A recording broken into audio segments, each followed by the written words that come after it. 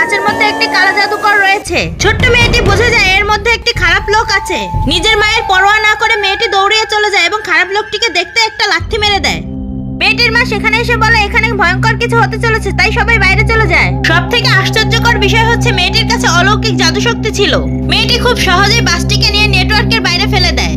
আসলে মেয়েটি ছোট থেকে জাদু শক্তির ট্রেনিং নিচ্ছিল। সে মজা করে পাহাড় পর্যন্ত উঁচু করে ফেলতো।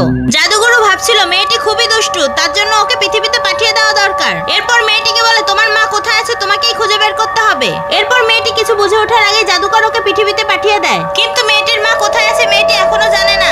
ওই সময় খুব জোরে একটি ট্রাক আসছিল আর মেয়েটি ট্রাকটি থামিয়ে দেয়। মেয়েটি মহিলাকে বলল রাস্তা পার হওয়ার সময় সাবধানে পার হবেন। মহিলাটি খুশি হয় এবং ধন্যবাদ জানিয়ে সেখান থেকে চলে যাচ্ছিল। মেয়েটির গলার লকেটটি হঠাৎই জ্বলে ওঠে আর মেয়েটি বুঝতে পারে এটাই তার মা।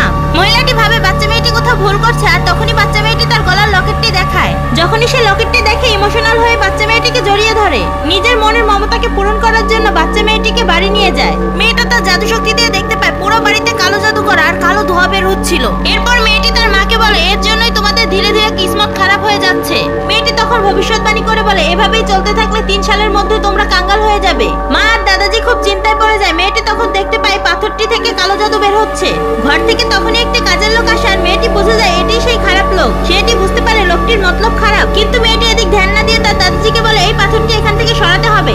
মেয়েটির সফলতা একদমই পছন্দ না, তাই সে চালাকি করে একটি গিফট দিতে চায়। এই বাহানায় মেয়েটিকে এখান থেকে সরাতে চায়। মেয়েটি যখন গিফট বক্স খোলে তখন দেখে ওখান থেকেও কালো জাদু বের হচ্ছে। Next part